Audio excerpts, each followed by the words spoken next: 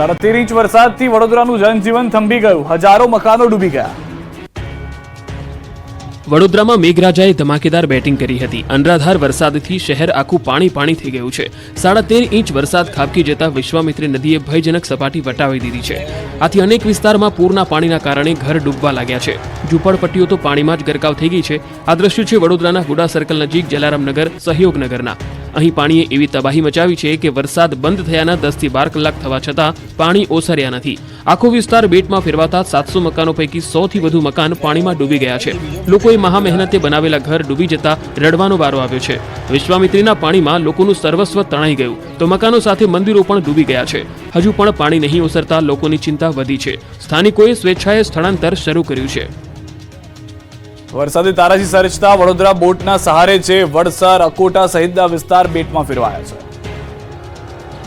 વડોદરામાં વરસાદે તારાજી સર્જી છે। 13 ઇંચ વરસાદથી જળબંબાકારની સ્થિતિ સર્જાઈ છે। ઉપરથી વિશ્વામિત્રીના પાણીએ તરખાટ મચાવવાનું શરૂ કરતા વડોદરાના અનેક વિસ્તાર પાણીમાં ગરકાવ થઈ ગયા છે।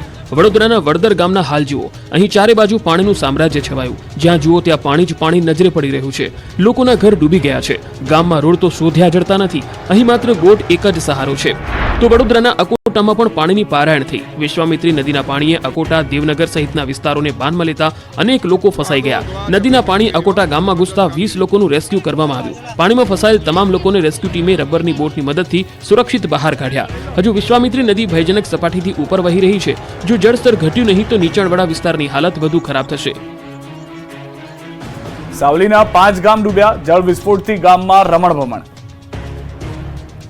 વડોદરા અને સાવલી પંથકમાં મેઘરાજા તોફાને ચડતા બધું રમણભમણ થઈ ગયું છે। આજવા ડેમના પાણી વિશ્વામિત્રી નદીમાં છોડાતા સાવલીના 5 ગામ ડૂબી ગયા છે। સાવલીના પિલોલ, અલિન્દ્રા, દરજીપુરા, ખોખર ગામ તહેસ નહેસ થઈ ગયું છે। અહીં પાણીએ એવી તારાજી સર્જી કે આખું ગામ પાણીમાં ડૂબી ગયું। ગામના રસ્તા હોય કે ગામની બજારો, ગામના ખેતરો હોય કે ગામના પુલ, બધું જ પાણીમાં સમાઈ ગયું છે। આ ગામોને રીતસરનું પૂરના પાણીએ બાનમાં લીધું છે। બધું જ પાણીમાં ગરકાવ થઈ ગયું છે। પિલોલ, મોટાપુરા, કલ્યાણપુરા, નાનાપરા અને દરજીપુરા સહિતના ગામો સંપર્ક વિહોણા થયા છે। લોકોના ઘર સુધી પાણીએ કબજો જમાવી લીધો છે। આસમાની આફતથી બેહિસાબ નુકસાની જ નુકસાની દેખાઈ રહી છે। ખેડસમાં પાણી ભરાતા લોકો પાણીની વચ્ચે રહેવા મજબૂર બન્યા છે। સાથે જ મગર અને ઝેરી સાપોના ઉપદ્રવથી લોકોમાં ભયનો માહોલ છે। લોકો સુધી ખાદ્ય ચીજ અને રાહત સામગ્રી પહોંચે તેવી તંત્રને અપીલ કરી છે। બોરસદમાં મેઘાએ બખ્ખા બોલાવતા ચારે બાજુ તબાહી જ તબાહી।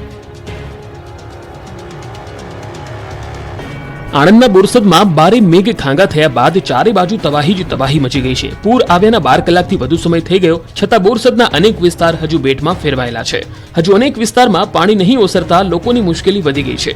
કમર સુધીના પાણી ભરાતા લોકો પોતાના ઘરની બહાર નીકળી શકતા નથી। શહેરના શ્રદ્ધા હોસ્પિટલ, ગોબડપુરા, સિંગલાબ રોડ પર 3 થી 4 ફૂટ પાણી ભરાયેલા છે।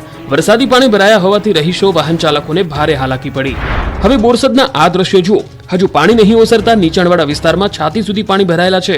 વન તળાવ વિસ્તારમાં જળબંબાકારની સ્થિતિ છે। અહીં સ્થિતિ એટલી ખરાબ છે કે રોડ પર વાહન કાઢો તો ડૂબી જાય, એટલે પીપનો તરાપો બનાવી લોકો કામ અર્થે બહાર નીકળી રહ્યા છે। ડભોઈ તાલુકાના 17 ગામો સચેત રહેજો, દેવ અને ઢાઢર નદીમાં ઘોડાપુર। વડોદરા અને ડભોઈમાં ભારે વરસાદના કારણે ચારે બાજુ વિનાશ જ વિનાશની તસવીર સામે આવી રહી છે। ત્યારે ગામડાઓમાં પણ નદીઓ ગાંડીતુર બની છે। અનરાધાર વરસાદથી નદીઓ ખૂંખાર બનીને વહી રહી છે। વડોદરાના ડભોઈ પાસેથી પસાર થતી દેવ અને ઢાઢર નદીમાં ઘોડાપુરની સ્થિતિ સર્જાઈ છે, જેના પગલે ડભોઈ તાલુકાના 17 ગામોને એલર્ટ કરવામાં આવ્યા। દેવ ડેમોમાંથી પાણી છોડાતા કરાલીપુરા, દંગીવાડા, નારણપુરા અને મુખ્ય માર્ગ પર ઢાઢર નદીના પાણી ફરી વળ્યા છે। ડભોઈથી વાઘોડિયાને જોડતા રોડ પર પાણી ફરી વળતા વાહન વ્યવહાર પણ ખોરવાઈ ગયો। ડભોઈ મામલતદાર દ્વારા તલાટીકમ મંત્રી, સરપંચ સહિતના તમામ લોકોના સતત સંપર્કમાં છે। નદી કિનારે નીચાણવાળા વિસ્તારોમાં રહીશોને એલર્ટ રહેવા માટે આદેશ જારી કરી દેવામાં આવ્યો છે।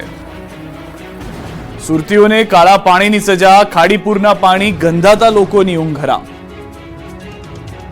સુરતમાં 4 દિવસ સુધી વરસેલા વરસાદથી તબાહી મચી ગઈ છે। વરસાદના કારણે સુરતના મધ્ય ભાગમાંથી પસાર થતી ખાડીમાં મોટા પ્રમાણમાં પાણી આવવાથી ખાડીની સપાટી ભયજનક લેવલે પહોંચી ગઈ હતી, જ્યારે સીમાડા ખાડી ઓવરફ્લો થઈ ગઈ હતી। ભદવાડ, કાકરા, સીમાડા અને મીઠી ખાડી કાંઠા વિસ્તાર છેલ્લા 3.5 દિવસથી કાળા પાણીમાં ગરકાવ થઈ ગયો છે। આમ સુરતીઓને વગર વાંકે કાળા પાણીની સજા મળી રહી છે। દ્રશ્યોમાં જોઈ શકાય છે કે ખાડીના પૂરે સણિયા, અહેમદ, સરથાન, સમાડા ગામમાં કેવી તારાજી સર્જી છે। અનેક જગ્યાએ ખાડી પર પૂર ઓસર્યા છે, પરંતુ પરિસ્થિતિ ઠેરની ઠેર છે। શહેરના 52 સ્થળ પર પાણીમાં ગરકાવ છે। મચ્છરોના ઉપદ્રવથી લોકોની ઊંઘ હરામ છે। રસ્તા પર 3 ફૂટ ભરાયા છે કાળા પાણી। આ બધું સુરતમાં ખાડીના પૂરથી ભારે નુકસાનીના દ્રશ્યો। સરથાણા પોલીસ મથકના પોલીસ સ્ટેશનમાં કાદવનું સામ્રાજ્ય છવાયું। જરૂરી કાગળો સહિતની ચીજવસ્તુઓ ખુરશી પર મુકાઈ। કાદવ અને ગંદકી વચ્ચે પોલીસ જવાનો કામ કરવા મજબૂર ખાડીપુર બન્યા. તો સુરતમાં ખાડીપુરની પરિસ્થિતિ બાદ મહાનગરપાલિકા દ્વારા ટેન્કર દ્વારા લોકોને પાણી પહોંચાડવામાં આવી રહ્યું છે. વાલમનગર તેમજ સરથાણાની અલગ અલગ સોસાયટીમાં ટેન્કરની મદદથી પાણી સપ્લાય કરાઈ રહ્યું છે. સુરતમાં ખાડીના પૂરે તબાહી મચાવી યુવાન ઉડેલી છત્રી લેવા જતા બેઝમેન્ટમાં ભરાયેલા પાણીમાં ડૂબ્યો. સુરતમાં ભારે વરસાદ બાદ ખાડીના પૂરે તબાહી મચાવી છે. નીચાણવાળા મોટાભાગના વિસ્તારમાં રહેતા લોકોને આખી રાત પાણી વચ્ચે પસાર કરવી પડી છે. હવે તો વરસાદ બંધ થઈ ગયો છે, પરંતુ પૂરના પાણી નહીં ઓસરતા લોકોને પોતાના ઘર છોડવા પડ્યા છે. સુરતના મીઠી ખાડીમાં પૂરની સ્થિતિને પગલે લોકોનું રેસ્ક્યુ કરવામાં આવ્યું. આ વિસ્તાર આખો બેટમાં ફેરવાતા બોટ જ એક સહારો બની હતી. સણિયા હેમાદ, કુંભારિયા ગામ, પર્વત પાટિયા, સારોલી ગામ, દુંભાલ અને લિંબાયતમાં આફત ભરપૂર હોવાથી બોટ દ્વારા લોકોનું રેસ્ક્યુ કરી સુરક્ષિત સ્થળે ખસેડવામાં આવ્યા. તો 9 તાલુકાના 87 જેટલા રસ્તાઓ બંધ કરવામાં આવ્યા છે. આ જળ તબાહીના આ દ્રશ્યો જુઓ. સુરતના ગોડાદરામાં ખાડીના પૂરમાં 2 માળ સુધીનું બેઝમેન્ટ પાણીમાં ગરકાવ થઈ ગયું. 22 વર્ષીય યુવક ગઈકાલે પાણીમાં ગરકાવ થયો હતો. ભારે પવન સાથે વરસાદ આવતા યુવકની છત્રી ઉડી ગઈ હતી અને ઉડેલી છત્રી પકડવા ગયેલો યુવક નિર્માણાધીન બાંધકામ સાઇટના બેઝમેન્ટના ભાગમાં ગરકાવ થઈ ગયો. ખાડીપુરની સમસ્યાના કારણે બેઝમેન્ટનો ભાગ સંપૂર્ણ રીતે પાણીમાં ગરકાવ બની જતા આ ઘટના બની હતી. ઓલપાડમાં પણ કીમ નદીના પાણીએ મનમાની કરતા ચારે બાજુ તબાહી જ તબાહી. જ્યાં જ્યાં નજર કરો ત્યાં પાણી જ પાણી. નથી દેખાતા રોડ, નથી દેખાતા ખેતરો. જોવા મળે છે તો ચારે કોર તબાહી જ તબાહી. જળતાંડવના દ્રશ્યો છે ઓલપાડના.